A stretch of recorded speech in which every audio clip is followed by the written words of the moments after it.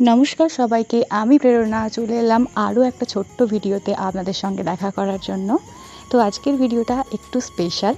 তো আমরা অনেক দিন পর সমস্ত ভাই বোনেরা মিলে একটা ছোট্ট করে পিকনিক করার প্ল্যান করেছিলাম। তো সেটা নিয়েই আজকের ভিডিওটা। তো ভিডিওটা পুরোটা দেখতে থাকুন, আর ভালো লাগলে অবশ্যই লাইক, শেয়ার অ্যান্ড সাবস্ক্রাইব করতে ভুলবেন না। তো লেটস স্টার্ট।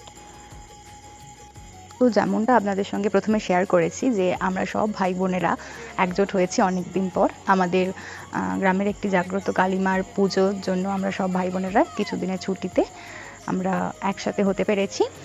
তো সেই ছুটিটাই প্রায় শেষের দিকে হয়ে এসেছে। তো কদিন ধরে খুব মজা হচ্ছিল, সবাই মিলে গল্প আড্ডা হচ্ছিল। তো আমরা ভাবলাম যে আজকে দিনটাকেও একটু সুন্দর করে কাটাই একসাথে সবাই মিলে। তো দিনটা বলবো না, কারণ দিনের সকালের দিকটা আসলে সবাই একটু ব্যস্ত ছিল।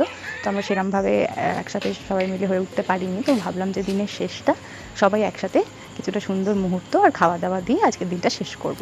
ভাবনা চিন্তাটা একটু লেট হয়ে গিয়েছিল। আমরা সন্ধ্যে 6টার পরে পিকনিকটা প্ল্যান করেছিলাম, যে কারণের জন্য নতুন করে কিছু বানিয়ে মানে একটা মিল প্রিপারেশন করা একটু মানে প্রবলেম হয়ে যেত। তাই জন্য আমরা ভেবেছিলাম যে একটা কি দুটো প্রিপারেশান আমরা বানিয়ে নেব আর বাকিটা অর্ডার দিয়ে দেবো।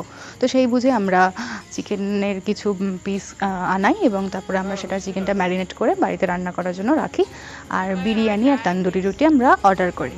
এরপরে যেটা আমাদের মেন মোটো ছিল অ্যাকচুয়ালি খাওয়া দাওয়ার থেকেও যেটা বড় ব্যাপার, সেটা হচ্ছে সবাই মিলে বসে গল্প করা, আড্ডা মারা। তো পিকনিকের বলতে গেলে মানে প্রাইমারি মোটোই হচ্ছে আমাদের এটা।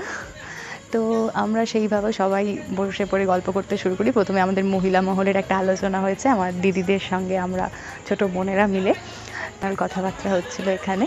তার সঙ্গে সঙ্গে হালকা বাংলা গান ঈশা চালাচ্ছিল। তারপরে যেটা মেন বিষয় সেটাতে ঢুকবো, কি আমাদের পিকনিকে যে সেন্টার অফ অ্যাট্রাকশানটা,